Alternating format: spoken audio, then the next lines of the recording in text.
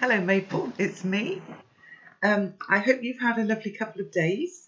Um, I'm recording this on Tuesday, tea time, but I've had the most lovely day. I've had two of my friends round that I hadn't seen throughout lockdown, so that's been lovely. We had so much to talk about and catch up on, and we shared delicious food. I'm so full up, I think I'm going to have a little lie down, but it was lovely all the same. But here we are, chapter 66. So off we go. The thought of what Macca is about to do to Alan Shearer forces me gasping to my feet at the same moment that the lighter flares up, and almost instantaneously a much bigger flame whooshes up from the pool where the jar had split. No more than a second later, and the sleeve of Macca's jacket is alight. To begin with, he glares at his burning sleeve angrily, and then he's laughing. Not a funny laugh, though, more of a sort of crazed cackle. With a desperate effort, I lunge forward at the rockets and push them out of the way. And at that moment, I see a green shape in my peripheral vision heading fast towards us. The lean, mean green machine is heading fast towards us and is heading straight down the path and misses the curve, instead hurtling onto the promenade. Pie's face frozen in silent, open-mouthed fear. Pie is careering directly towards Macca, who is still cackling and waving his flaming arm around. One side of his hair is alight now, and he can't see Pie heading towards him.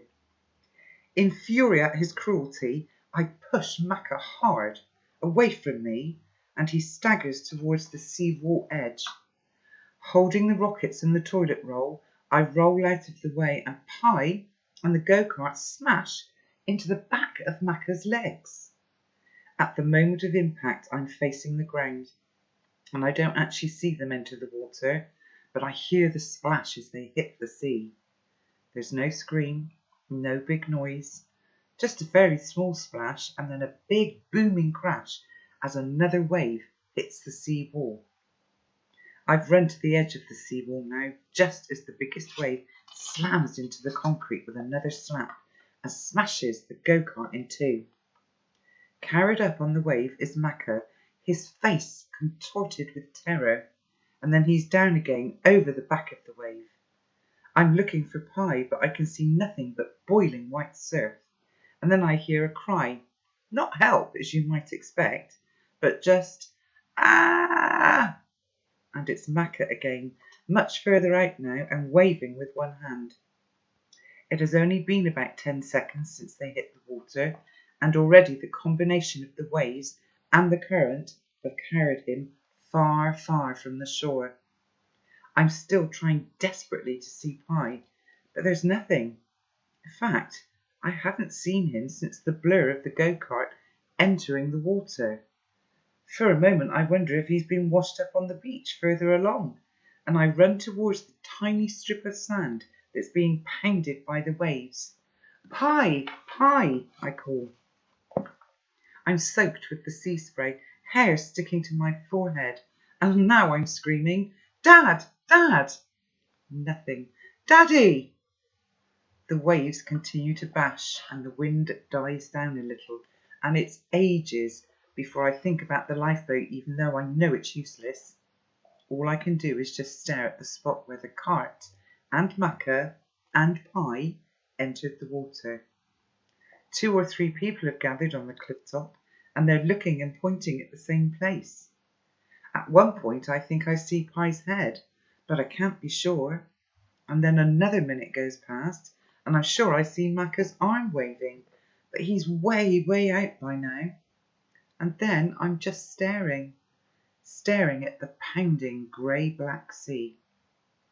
I slump to the ground and pick up Alan Shearer, and I might have stayed there forever, but a couple of the people on the top of the cliff have started scrambling down towards me, so I start walking back the way Macca had come, back along the promenade, and my walk gets faster, and when I've rounded the corner I start to run.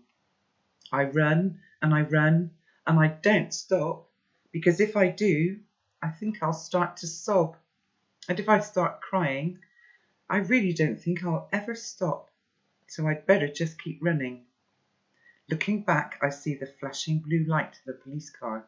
So I keep running till I'm staring down the long stretch of beach, north of Culvercott, that goes on for about 2 miles. And I want to run along that too. But my chest is hurting and my legs are aching. So I just sink down on the sand beneath an overhang of cliff where I can't be seen. Then I hear the marine flares go off, summoning the Culvercott lifeboat men. 2 loud bangs in the air. That's when I start to cry. I don't even know for how long. Between sobs, my gaze is drawn out to the wild sea again and again, and I blink through the tears, hoping that Pi will suddenly be washed ashore on one of the waves. But really, I know he won't. Eventually, I stop. It's like all my crying has been done, and I've used it all up. There are no more tears left, and it feels safe and dry in my little semi-cave. I hear more police sirens on the road above me, but I just sit there on the damp sand, staring out at the grey and white breakers, still trying to see a head or a raised arm in every movement of the sea. And I sit, and I sit, and I stare some more. I don't even know how long I sit there, maybe for hours. Eventually, I give a huge sniff and pull on my red t-shirt and spare jumper in case someone recognises me as the kid who was running away from the scene, and I head back to school. The grandfather paradox. This is just one of those little footnotes at the end of the chapter. Some very clever people have said that time travel cannot be possible because of the grandfather paradox. This states that if you go back in time and murder your own grandfather before he has even fathered your father, then that means your father never existed, which means you cannot exist. And if you cannot exist, then you cannot travel back in time to murder your own grandfather. Therefore, time travel cannot exist. You know what? Not so long ago, I would have said that made sense. Time travel can't exist because it's logically impossible. But now I know that some things don't add up, yet they exist anyway. Wow, that's a little bit confusing, but if you think about it, Maple, I don't know. You know, if your grandfather wasn't there, your father wasn't there, then how could you be there? I really don't get this time travel at all, I've got to be honest. But, well, anyway, I'm going to pause there. Well, I hope it's going to have a nicer beginning to the next couple of chapters. I hope you've enjoyed it, and I will see you again tomorrow. Okay, have a lovely evening. Bye. Bye.